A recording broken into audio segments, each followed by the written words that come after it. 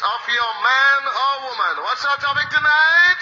How to meet the needs of your man or woman. It's the same thing, spouse, not true? Your spouse. Yeah, but some people don't understand spouse. Spouse too nice. So man or woman. Now, ladies and gentlemen, marriage is undergoing profound changes. Did you hear me? Yes, sir. And I want you to note here that although marriage is going through profound changes, God still holds marriage in high regard. That's right. Somebody should say amen. Thank you. Now, Paul, who thought it wise not to get married, gives special counsel that helps to cement the marriage. Now, Paul is not a married man, but he gives counsel because he was a man of God. Now, hear what Paul has to say. Somebody get me my stick, please. Hear what Paul has to say. Let's read, please, Elder, what it says.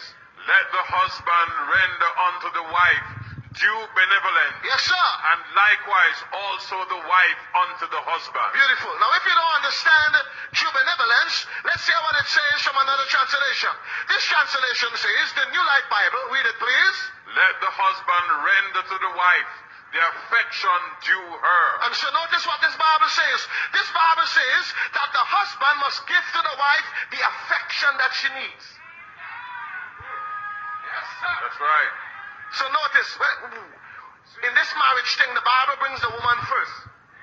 And the man comes after. Let's hear what this translation says. Declare what the Bible says. Read it, please. What it says here. Those who are married should not feel that it is wrong to have sexual relations. And let me tell you something. Marriage is a whole lot of sex. If you don't plan to have that, don't get married. Are you hearing me? And I understand from an article I read that the more you have it, the younger you look. Come on, talk to me. That's why you look so young, Carl. Hey.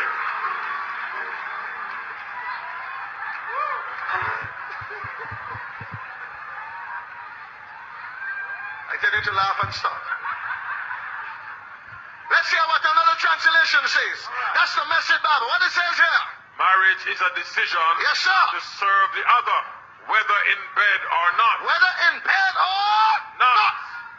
And so when you are married, everywhere is undefiled. The floor in the bedroom. Am I speaking the truth?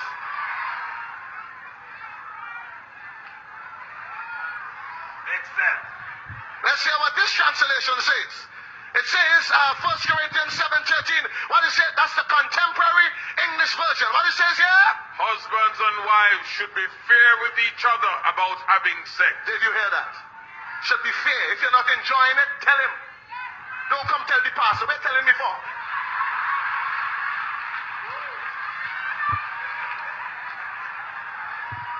Yes.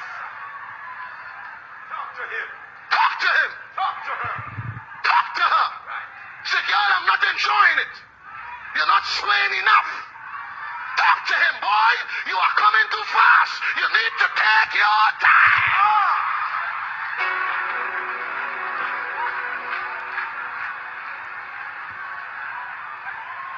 Take your time. Okay, laugh and stop.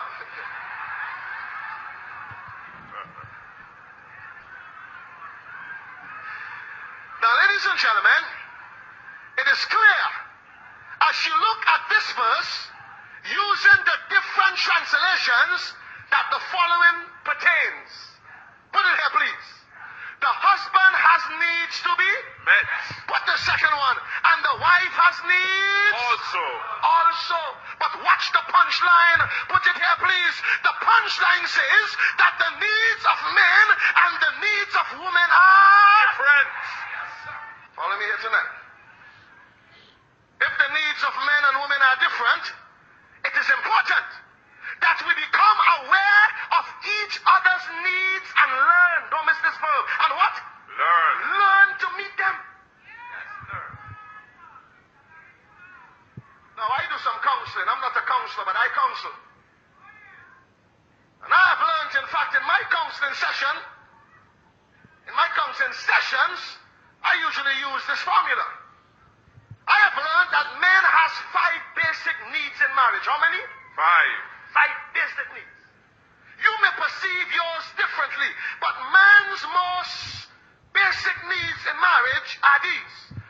first one is what he calls what? Sexual fulfillment. Man wants to know that he's sexually fulfilled. And not just sex, but fulfillment. So a man doesn't want any woman like if she's on some cross.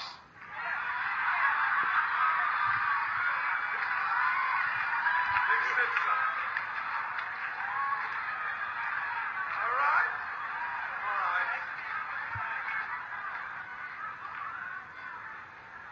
The second thing that a man needs is what we call recreational what? Companionship. Yes, man. The man loves to know that the lady is there with him. When he goes to play cricket, she's there.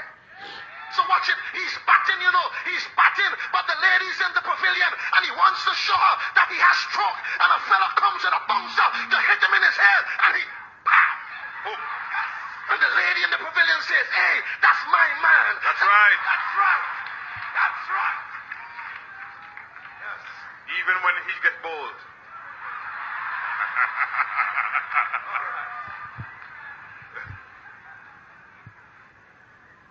And when she comes to that event, she must look good. That's right. Not no old hairstyle with some big plaits in her hair dropped down behind there. And some old piece of dress. No, you must look good. Are you listening to me here? The next thing a man loves is an attractive spouse. Not just attractive when you go out, but attractive at home. Yes. Don't stay home in no big old dress. When the man comes home, have something nice, man. Make sure you expose the volcano. I say volcano.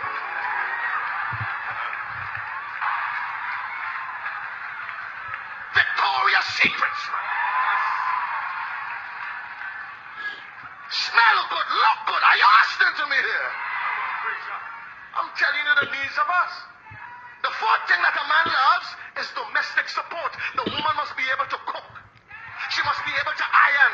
Don't put two seams in the man's pants. Iron the man's pants with one seam. All right. All right. Yes, sir. There are some women that can't even boil water.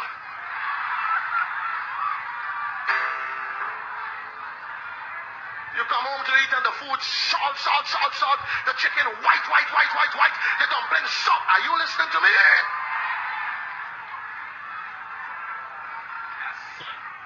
Delicious. And don't tell him go in the pot and take what you want. You put it on the table, man.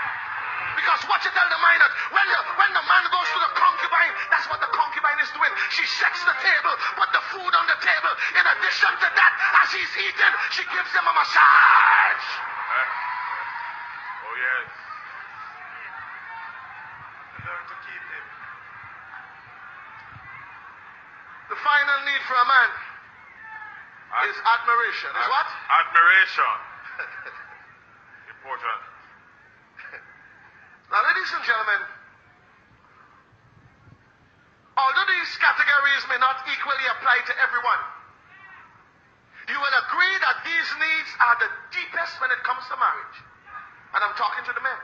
They are the what? Deepest. The deepest. Now, let us look at the 5 most basic needs now for the woman. Because I told you that men and women are different. The first one is what? Affection. So while the man is looking for sexual fulfillment, the woman wants what? Affection. Yes, sir. What is affection? I'll tell you just now. Tell us. I'll tell you. So let's hold on that one. The second one is what? Conversation. Women like to talk. True word.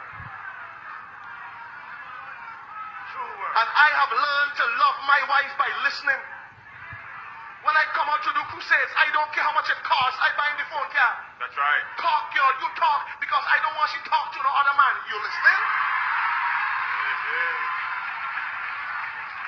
You tell me what you have to say. Sometimes she say, you're there, you're sleeping. No, girl, you go ahead and listen. So you can love your wife by listening. And as men, we got to learn to listen. The next thing a woman loves is what I call honesty and openness. listen, a woman will satisfy a man if she can trust him. If you say you're going Montego Bay, don't go to Spanish Town. If you say you're going to play dominoes by Minot, don't go by car. Exactly where you are going, tell the woman where you are going. That's right. Honesty. If a woman is after you and you know it, let the woman know. Yes. She loves you to be open. And the final one for the woman, put it here, is what? Family commitment. Yes, man. She loves to know that her husband is looking after the children, taking them out for a walk sometimes, taking them to the beach, helping to put them to sleep. Am I speaking the truth? Yes. Right. Because the needs of men and women are different, I can safely declare, ladies and gentlemen, that wait on the screen please, for a spouse to render due benevolence, the spouse must be prepared. Come on, what is that verb? The spouse must be prepared. Come on, talk to me. The spouse must be prepared to meet needs that he or she may not appreciate.